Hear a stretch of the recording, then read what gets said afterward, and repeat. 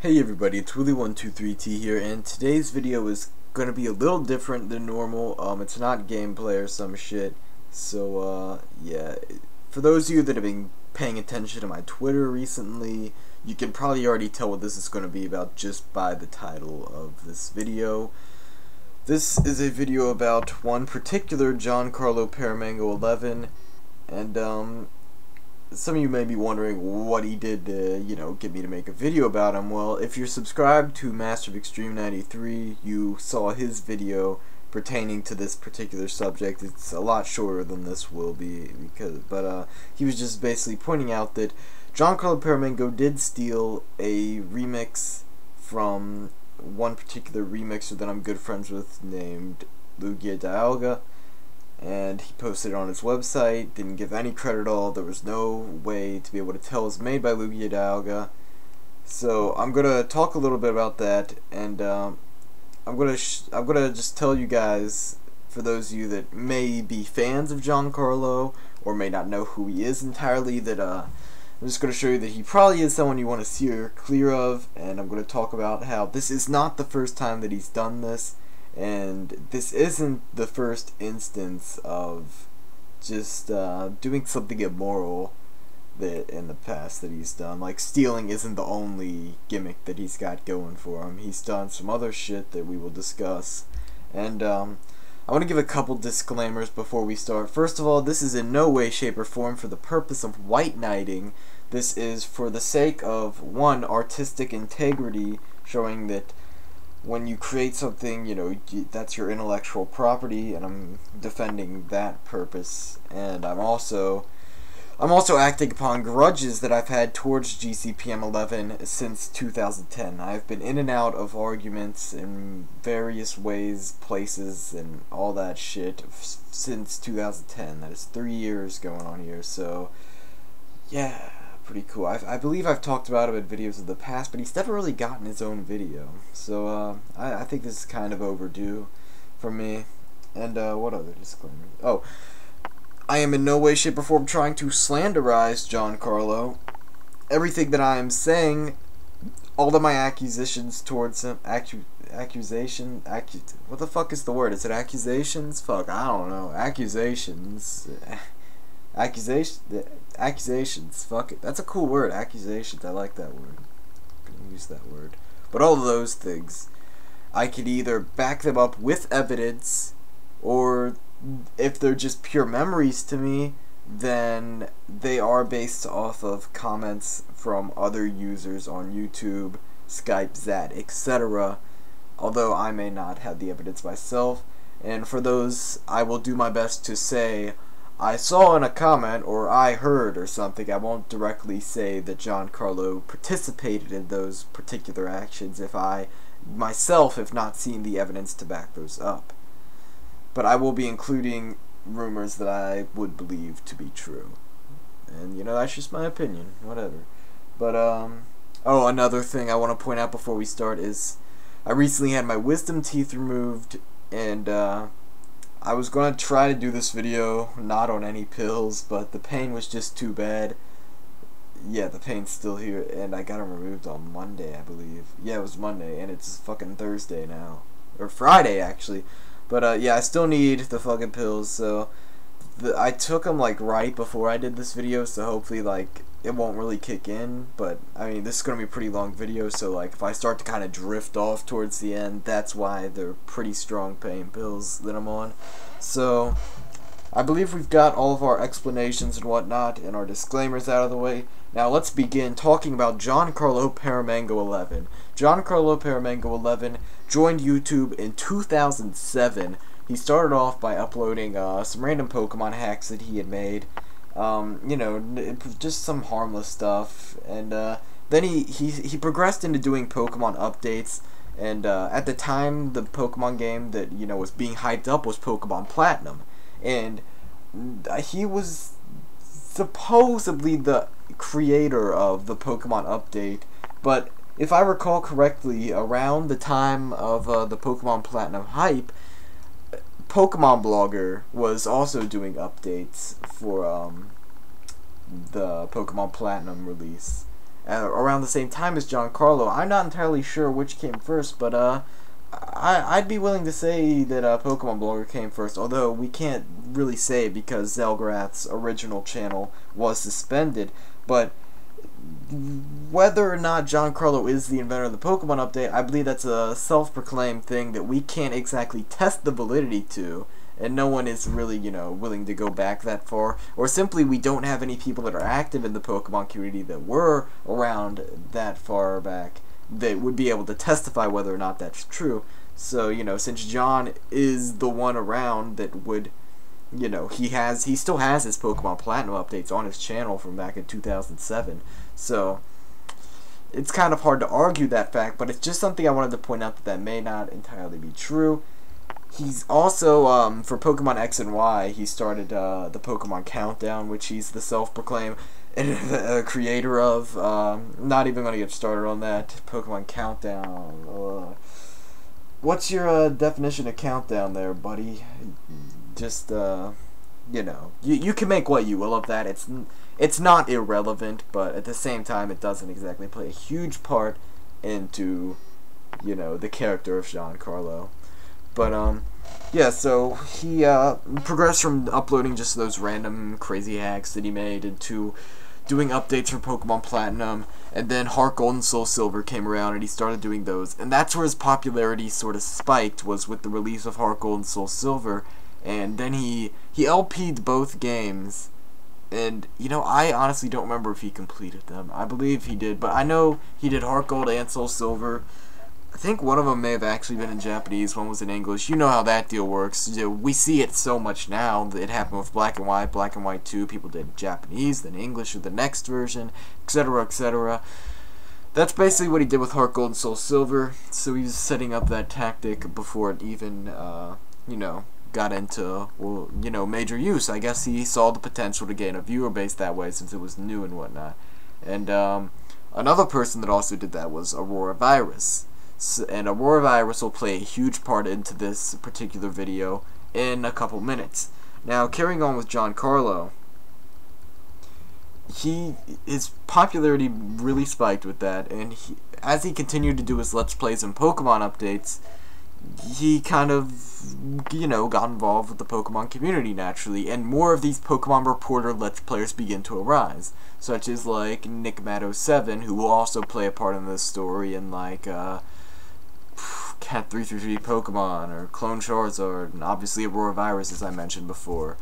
And, it seems like in 2010, that's when these guys really hit their apex for their popularity and their following and whatnot, and their hype. And it also seemed like in the summer of 2010, I'm not particularly sure what happened amongst these particular people before the summer of 2010, because I myself wasn't on YouTube until June of 2010, but in the summer they did, there was quite a bit of drama going on amongst them, and I think that's when Giancarlo's path to what he is now, which is the fucking most degenerate piece of shit on YouTube, that's where that path really began, my bad, I think that's right, Fuck grammar. Grammar's fucking stupid.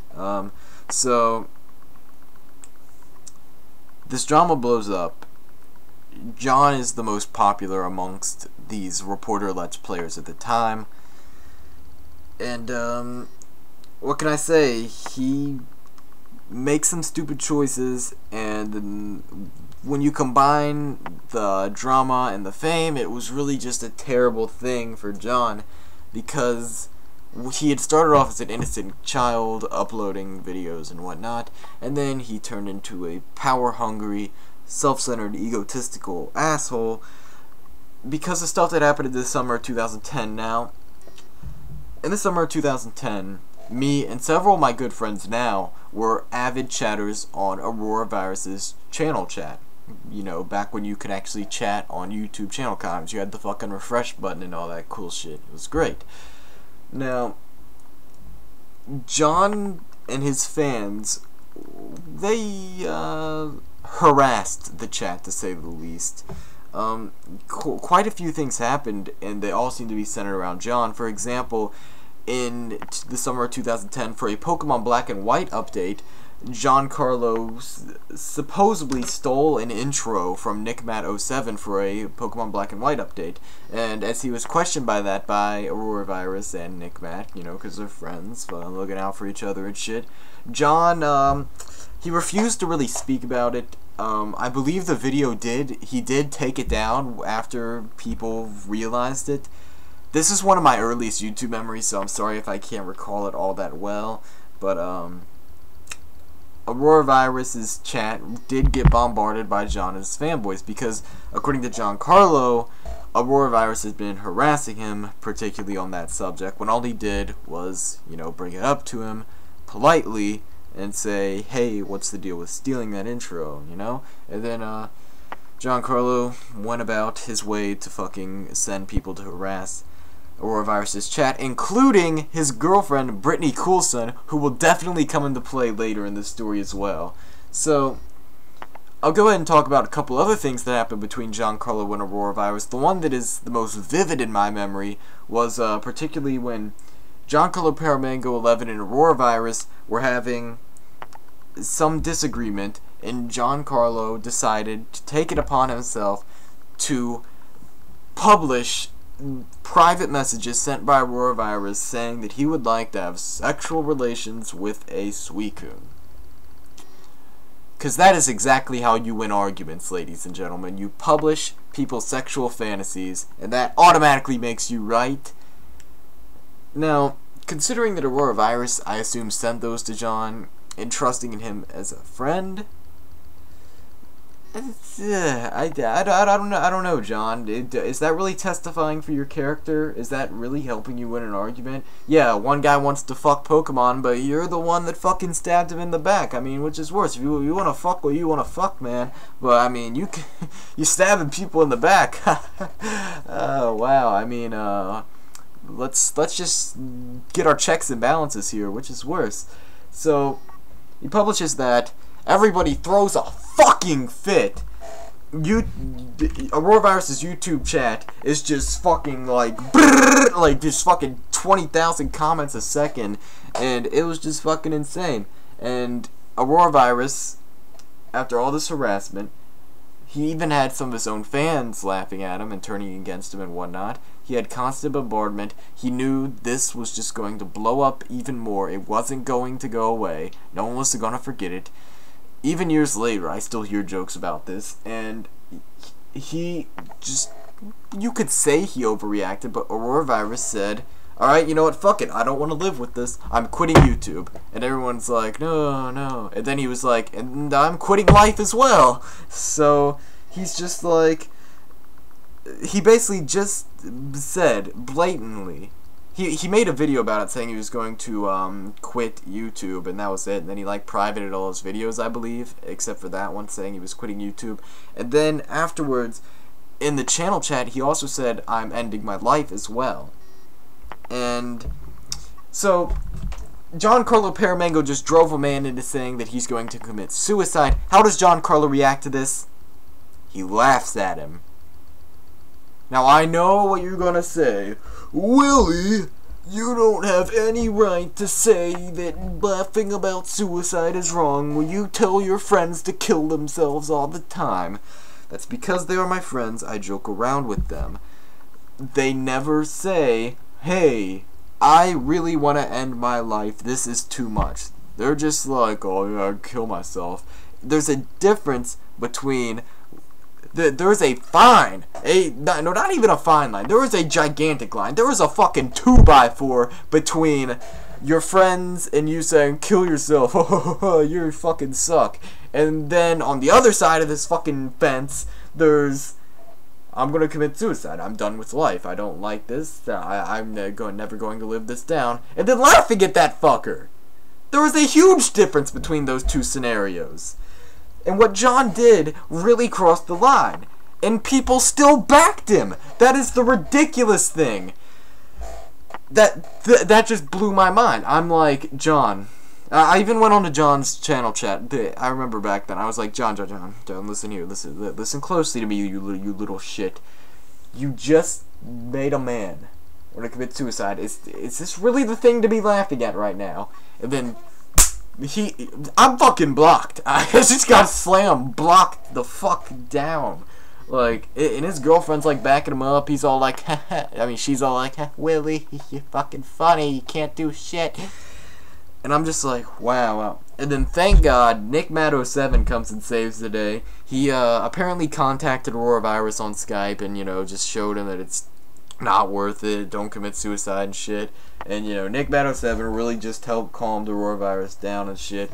And that's what friends are supposed to do, not fucking, you know, that's what they're supposed to do, not fucking publish your sexual fantasies and laugh about you saying you're going to commit suicide. So, I think the moral of that's, oh, by the way, Auroravirus, he was fine the next day, actually. He, like, fucking went to the rec center and, like, played some basketball or some shit, and, like, Nick Matt, you know, he was talking to him for a little and shit. So, Auroravirus was fine the next day, thankfully. It's not like some huge thing that actually blew up into a near-suicide thing. It was just something I found really interesting about Giancarlo's character. And, yeah, there were a couple other instances where Giancarlo would simply, even when him and Auroravirus were just, you know, not talking to each other, just distancing themselves, Giancarlo would create channels that, like, and then he'd go comment on Auroravirus's channel comments and, like, try to troll us epically and shit. And, you know, it was obvious because, like, the channel was created the day it was commenting, you know. And there were also some videos that, like, he made. There was one on this one particular channel where, like, I actually thought it was kind of funny. It was like Auroravirus's reaction to 2,000 subscribers, where he's like really excited and shit. And he like had that one song, like, yeah, I got my swag on, and he like synced that shit up. And that was kind of funny. But Auroravirus politely asked him to take it down, and he just continued to laugh at him and was like, "LOL, you're epically trolled." And I think, I mean, come on, just take it down. Fuck it. But that for the most part covers the summer of 2010, aside from the false flagging incidents, and Giancarlo and Auroravirus were both hit by that. I think Auroravirus was suspended like one more time than John. I think Auroravirus was suspended 6 times, but they both had their backup channels and stuff. And I don't exactly remember if John had any part to do with like Auroravirus's suspension. Like there were of course speculations about was John, you know, collaborating with the false flaggers to take Auroravirus down, since Auroravirus was the one that got hit the most, indubitably.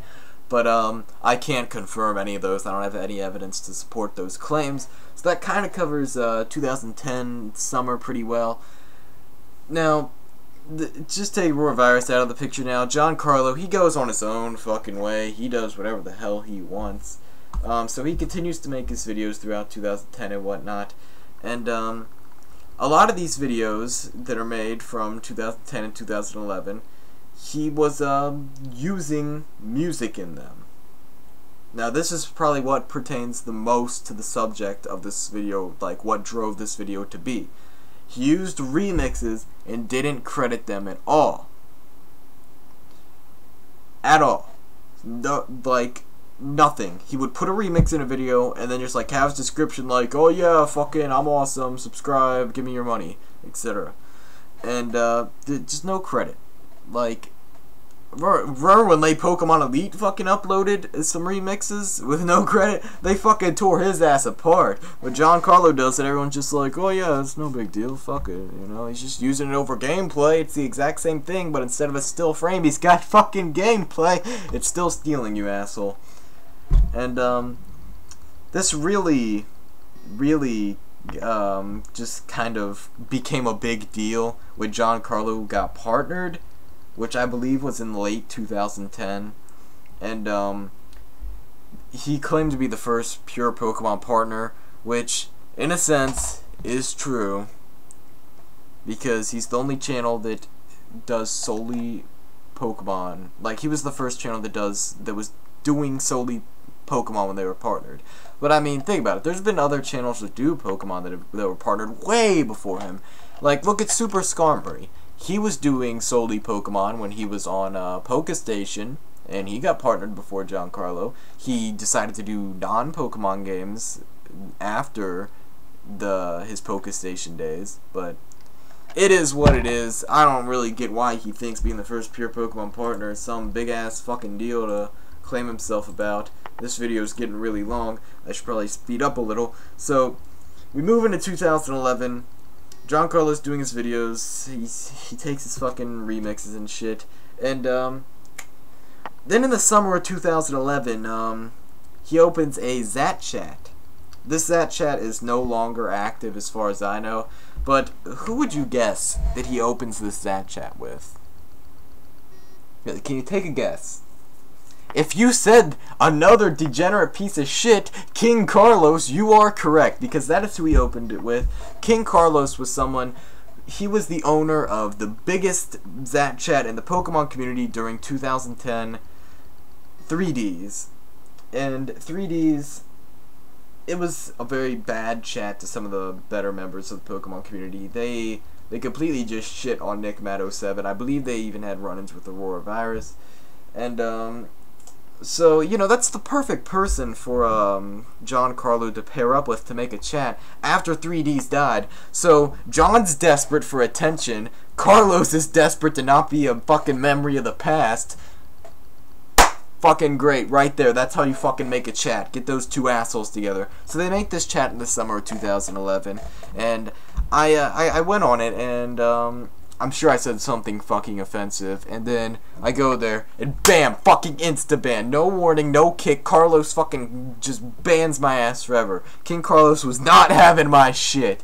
So, and that's simply because King Carlos and I had run-ins because I questioned the nature of his 3Ds chat back in 2010. So, you know, it's almost like a year later, I come onto that chat, and Carlos just fucking bans me. Even if I did say something offensive, it wasn't, I can't imagine it being so bad that it deserved an insta-ban.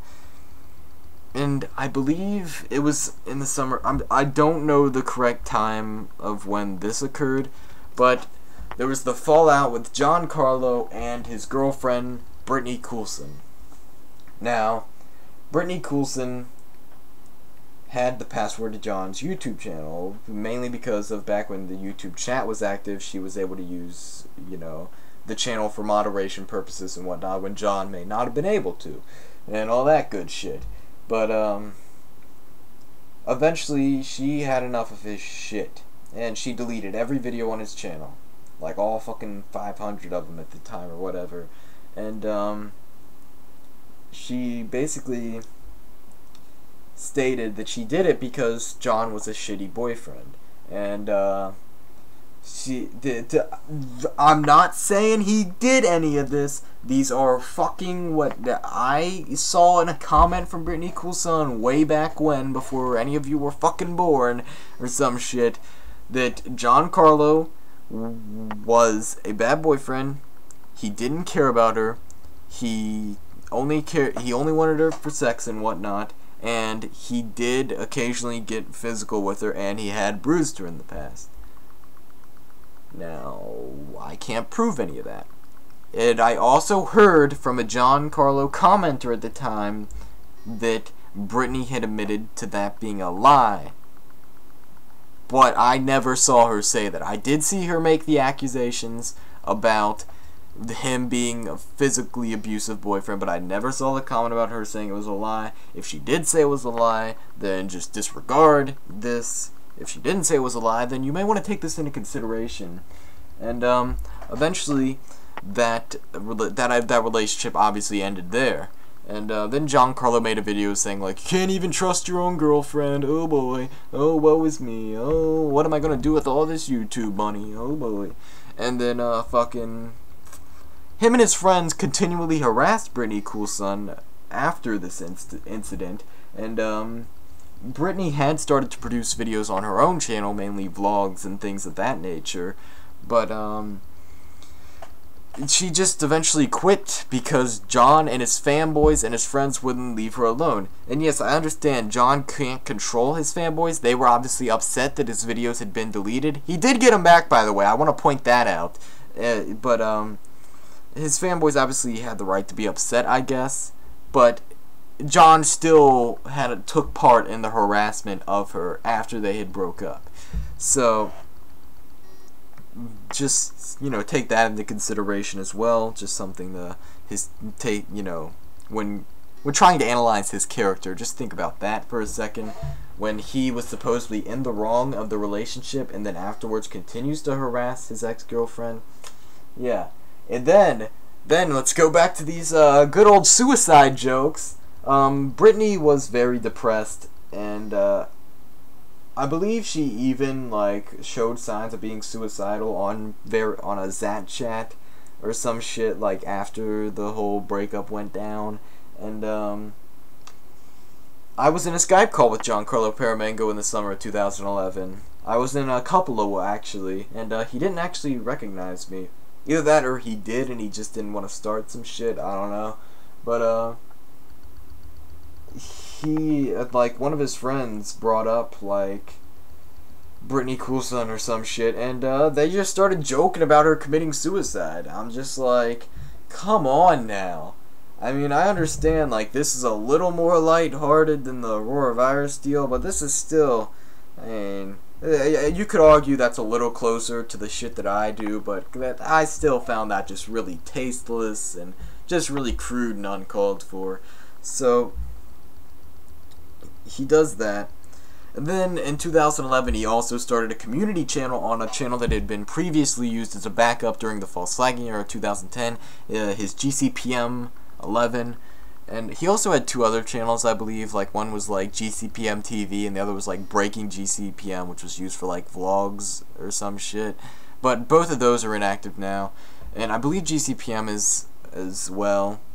It's just, you know, it was used a little longer. But anyways, he starts that community channel, and let's just say it was the biggest piece of shit I've ever seen. One of his directors was Super Duper Tutorials, and he would title the videos everything she did. Like, it'd be like, girl plays Call of Duty, girl plays Pokemon, girl fucking sucks my dick for money. But that last one obviously isn't real because no one would suck his dick.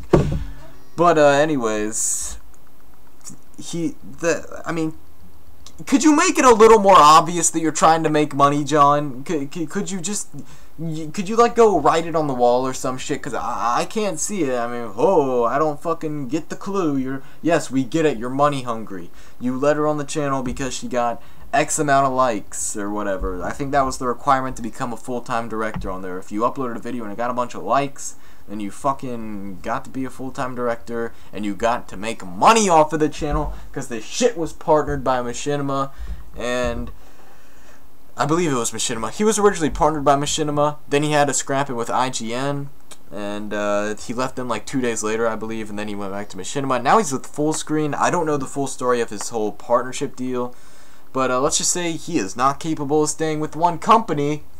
Shocker.